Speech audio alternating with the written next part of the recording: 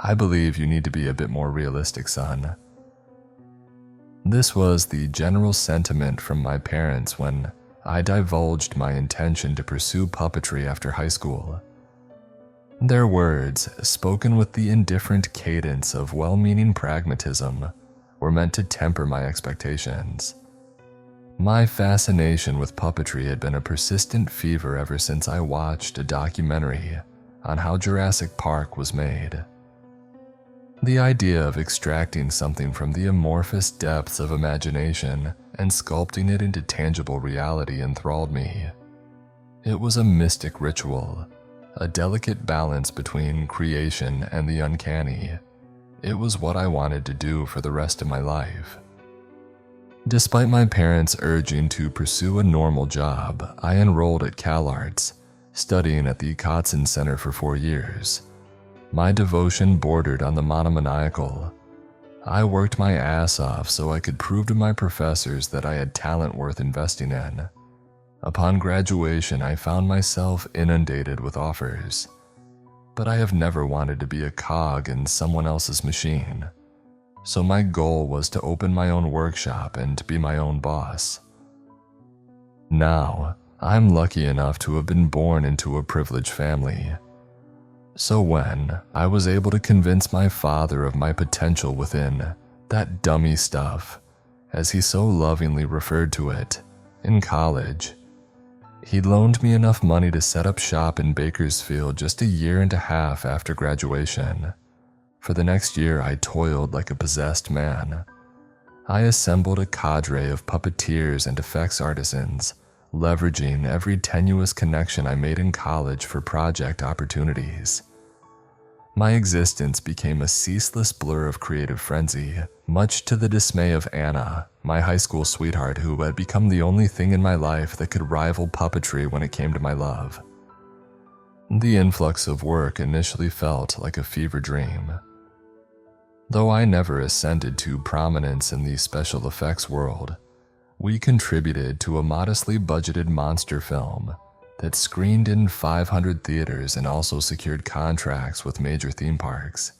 Private commissions further sustained us, and for a span of 5 years I basked in a fragile semblance of success.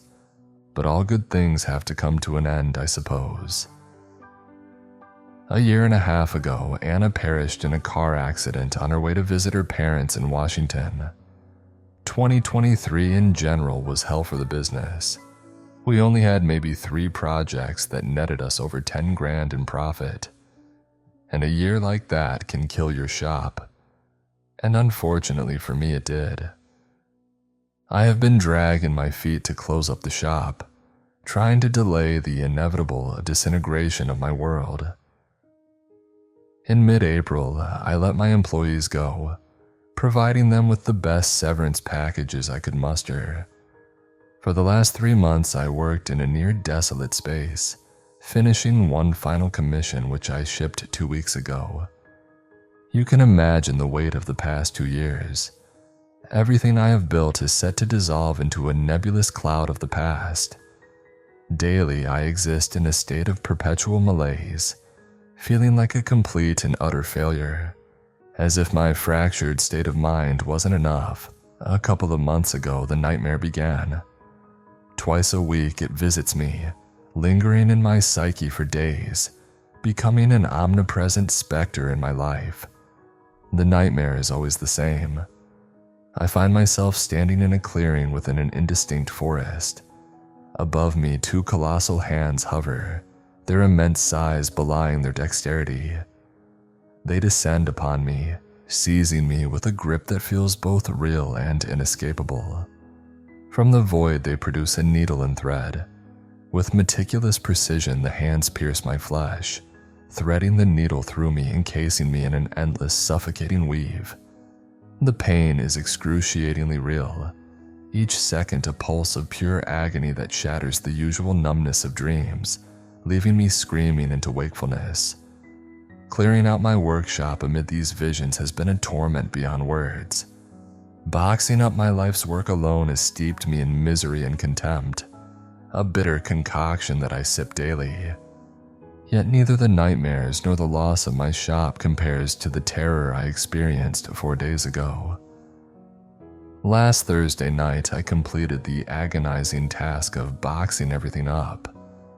The final remnants were in the back office and the room where Anna and I had shared our last kiss before she took off for Washington. That space was a mausoleum of memories, each shadow steeped in sorrow. It took considerable effort to walk out of that room for a final time. As I was leaving, already teetering on the edge of emotional collapse, the final box began slipping from my grip. I set it down on the front counter to readjust, and in that instant, it was like I was transported into a reality where I would know nothing but terror.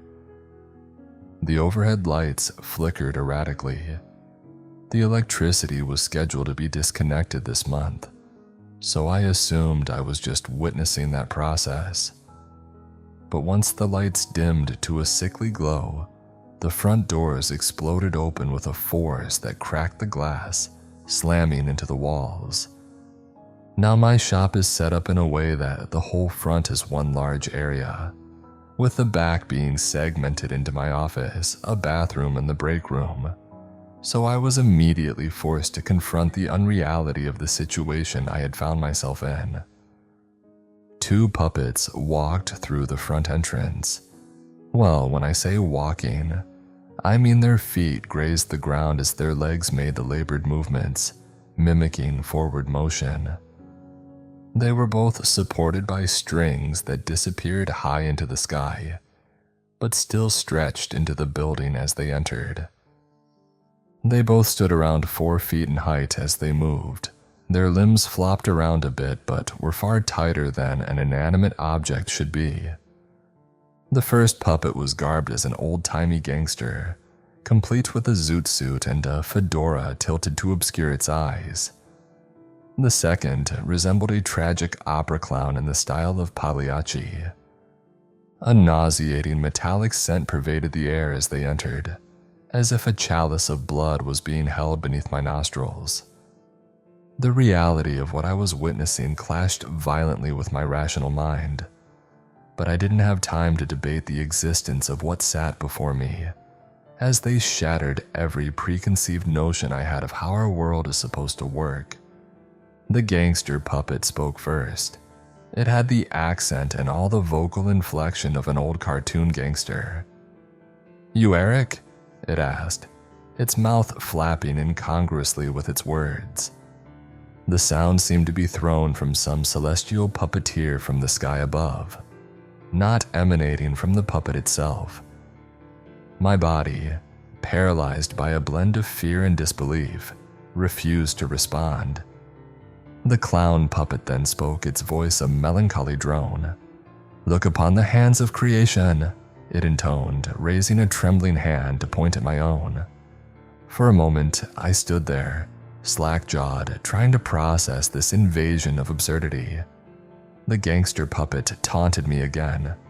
"What, your mouth hinge broken? I'd think you'd know how to fix that." In a desperate bid for normalcy, I stammered, "How can I help you?" The question was absurd, but it was all I could muster to keep from crumbling. The gangster puppet's sneer grew more sinister. "Listen, we need to ask you some questions. If you try getting smart, I promise you'll be yanking splinters out of your soul for the rest of eternity." I felt my blood heat, as if my very essence was melting. "What do you want to know?" I managed to squeak out. The clown puppet floated closer, the dim light accentuating the painted sorrow on its face. Its black frown seemed to somehow droop lower. "What does it all mean? Why are we here?" The question felt like an invocation from some forgotten eldritch tongue. It took a root in my mind, growing into a monstrous puzzle I could scarcely begin to decipher. "What?" I managed to stammer. The gangster puppet flung its arm up in a grotesque parody of human exasperation. "Oh, Jesus, listen, we're asking the questions here at Enough with the Third Degree," it snarled, the clown puppet's voice laden with a weary melancholy, contrasted sharply with the gangster's fury. "Why do you create life only to force it into servitude? Why can we not simply live?" The gears in my brain began to turn, condensing such an absurd situation into a coherent question that I could answer. "I don't know why you're here, I didn't make you." The gangster puppet swayed ominously. "Your kind did, so answer the damn question." For the first time, I noticed that the wood of the puppet seemed almost alive, as if something sinister pulsed beneath its surface, crawling and breathing. "Entertainment," I croaked. The clown puppet tilted its head in puzzlement. "Entertainment." Both puppets took a synchronized step forward, and panic began to creep into my veins. "Puppets exist for human entertainment. That's why you were created," I blurted out, stumbling over my words in my haste. The puppets paused as if grappling with the finality of my answer. "What happens when the entertainment ends?" the gangster puppet asked, its tone unexpectedly subdued. "What do you mean?" "When you walk off stage, when the cameras are off, when do we start living our own lives?" My mind swam, a dizzying nausea rising within me, bile threatening to spew forth onto my wooden interrogators. "You don't. You aren't meant to. When you're done, you're done." The puppets turned their heads toward each other, engaging in a silent, enigmatic exchange, before fixing their gaze back on me. The clown puppet raised its arm, gesturing around the empty workshop. "It appears that you're done here. Does that mean you're done?" it asked, its voice tinged with a sinister undertone, the melancholy deepening into something far more menacing. "What do you want?" I asked, struggling to suppress the rising tide of panic constricting my chest. "It only seems fair that you experience the same consequences of failure to entertain that we do. Your time's up. It's time for you to be put away in your carrying case," the gangster puppet intoned, its voice now devoid of its cartoonish inflections, an expressionless void. In that moment, the world seemed to contract, as if I had been sucked into a vacuum.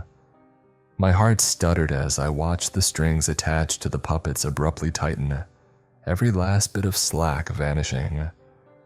Out of the corner of my eye, I caught movement to my right. I turned my head sharply, and what I saw will haunt me forever. A third puppet, approximately the same size as the others, approached. This puppet was dressed as a ballerina, but it had no head. From the neck wound, disturbingly realistic blood gushed in a grotesque fountain. The ballerina puppet clutched an oversized sewing needle, trailing twine that led down the hall and out through an open window, presumably the puppet's point of entry. Instinct took over. Before my conscious mind could process my escape, my body was already in motion. I dashed toward the front door, dread surging as I realized I had to pass the puppets to reach it. I aimed for the side of the entrance where the clown puppet stood, it being the least threatening of the trio. As I neared the puppet, logic and reality fractured. The clown's sorrowful but still wooden expression somehow twisted into a mask of maniacal bloodlust.